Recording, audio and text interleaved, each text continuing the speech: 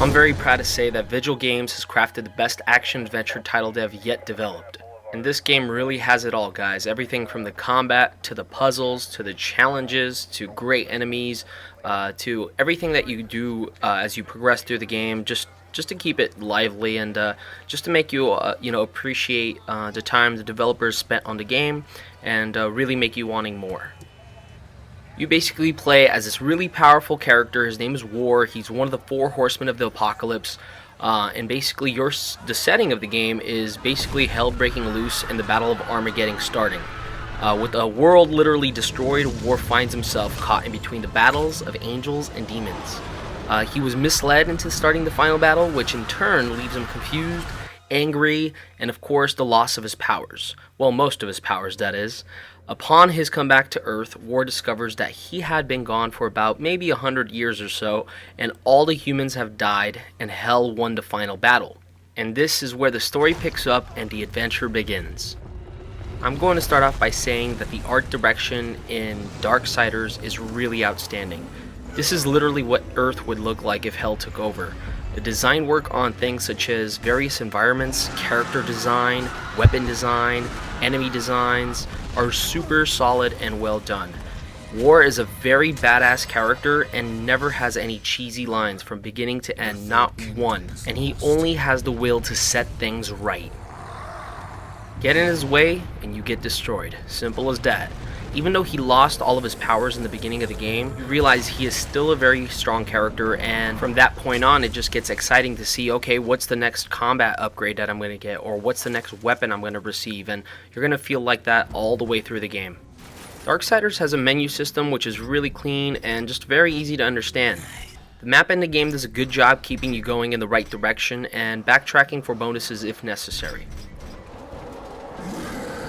I really appreciate the save system in the game because it works. It keeps the game flowing and is done correctly, allowing you to continue almost right where you died instead of having you waste another 10 minutes trying to get to the same point to just move on. You disappoint me, horseman. You look quite small from up here. You can look me in the eye when I kill you. I was really surprised by the awesome level design the game had. Just kept me entertained all the way through. It's fun, it's exciting, it's challenging, and then there's fresh puzzles that really don't get dull and just get better and better, and really assuring that you're doing stuff that you haven't previously done in other games, at least in their own style and unique ways.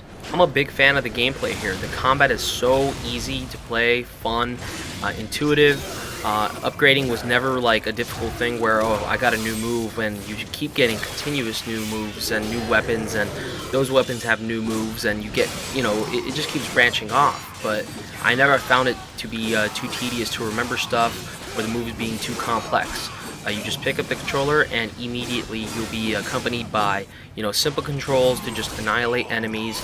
And as you progress and you get to those harder enemies, you're going to have those moves and those upgrades and the abilities to be able to take them out and just have fun. The game really is fun. The fun factor is sky high all the way through without it being too easy.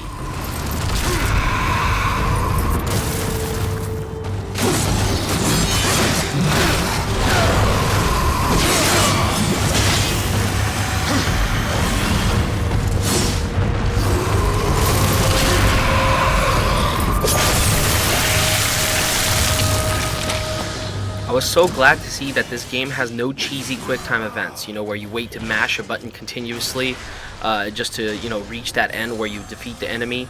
As soon as you have weakened your opponent enough, you'll be able to just dispatch them as quick as possible. If it's a tougher enemy, there might be another, sequence where you have to weaken them a second time. In some cases where there's a boss, you might have to do it a third time. But other than that, mostly that's where the cap is, and you could just dispatch your enemies easily after that point.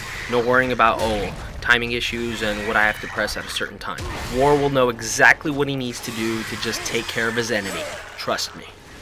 Speaking of the bosses were all fun to play, and as you progress through the game, they got bigger, stronger, and more challenging. But at the same time, they were varied enough for me to have fun, even if they were a mini boss. Just really fun to play, and always ended as epic as it could get.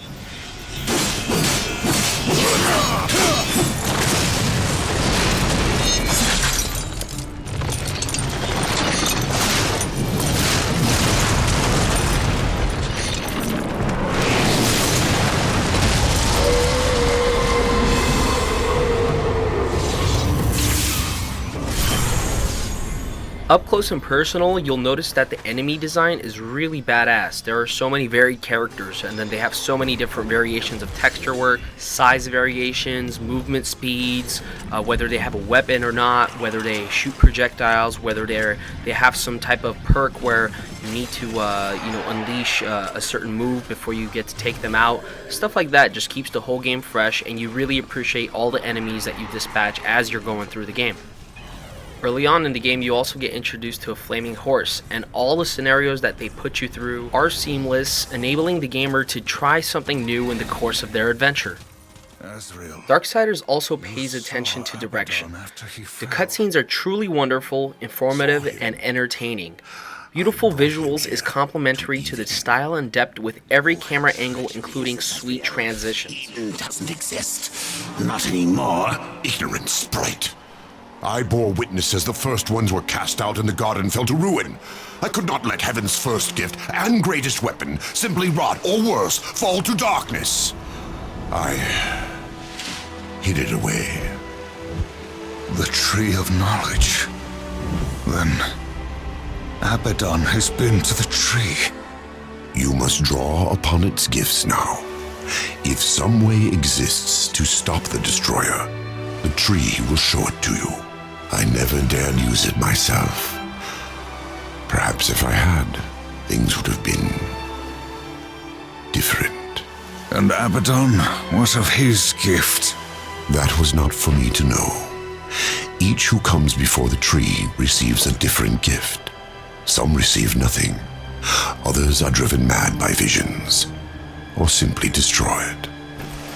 No, I cannot say for certain. Come. The music rocks, and at times it's very epic. Darksiders is also unpredictable, and the experience is well worth your dollars. It's a long, adventurous game with hundreds of unique environments and massive lands to conquer. Darksiders, however, offers much more than that. You'll be swimming with underwater combat, traveling through portals, witnessing unreal remarkable landmarks, enjoying some classic platforming, discovering tons of secrets which reward you nicely if you take the time to figure them out, slowing down time to almost a pause to advance or easily take out enemies, and grappling for your dear life.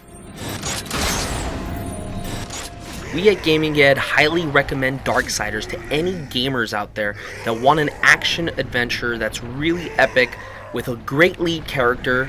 The game is so many ways like God of War and so many ways it's not. It remains true to itself and keeps as original as possible. Vigil Games will be keeping an eye out for you, that's for sure, because this is a top-notch release and we thank you for that. I'm Avik from Gaming Ahead, and I'm out of here.